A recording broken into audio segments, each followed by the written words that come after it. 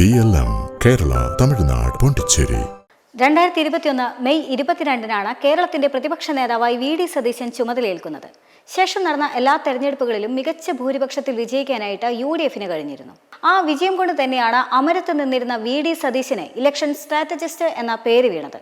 ഇപ്പോൾ കഴിഞ്ഞ തദ്ദേശ തെരഞ്ഞെടുപ്പിലും മികച്ച മുന്നേറ്റമുണ്ടാക്കാൻ സാധിച്ചതും സ്ഥാനാർത്ഥി നിർണയത്തിൽ പോലും സ്വീകരിച്ച ഇതേ സൂക്ഷ്മതയാണ്.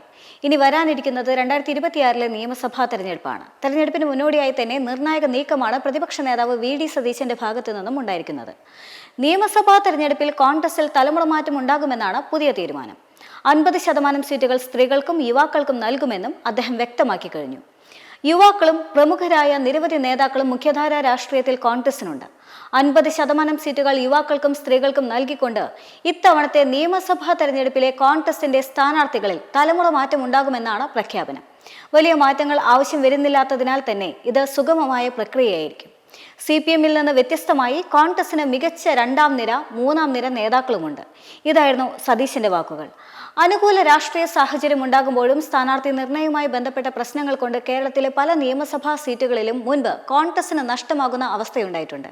പലതവണ മത്സരിച്ച് പരാജയപ്പെട്ടവർ സമ്മർദ്ദ തന്ത്രം ഉപയോഗിച്ചുകൊണ്ട് തന്നെ വീണ്ടും മത്സരിക്കുമ്പോൾ അത് LDF-ന് ഗുണമാകുന്ന സാഹചര്യം മുൻപും ഉണ്ടായിട്ടുണ്ട്. അത്തരം സാഹചര്യത്തിലേക്ക് ഇത്തവണ പോകില്ല എന്നും സതീശൻ വ്യക്തമാക്കുന്നുണ്ട്. 4 കൊല്ലം മുൻപ് രാജസ്ഥാനിലെ ഉദയ്പൂരിൽ കോൺഗ്രസ് ഒരു പഠന ശിബിരം നടത്തിയിരുന്നു. പാർട്ടിയിലായാലും നിയമസഭയിലായാലും 50% പ്രാതിനിധ്യം യുവാക്കൾക്കും സ്ത്രീകൾക്കുമായി നീക്കിവെക്കണമെന്ന് ഒരു തീരുമാനം അന്ന് കൈക്കൊണ്ടിരുന്നു. എന്നാൽ ഇതുവരെ അത് പാലിക്കപ്പെട്ടിരുന്നില്ല. കേരളത്തിലെ കോൺഗ്രസ് ഇപ്പോൾ അത് പാലിക്കാൻ ഒരുങ്ങുന്നു എന്ന സൂചനയാണ് സതീശൻ ഇപ്പോൾ നൽകുന്നത്. എന്റെയും BLM-ന്റെയും ക്രിസ്മസ് പുതുവർഷ ആശംസകൾ.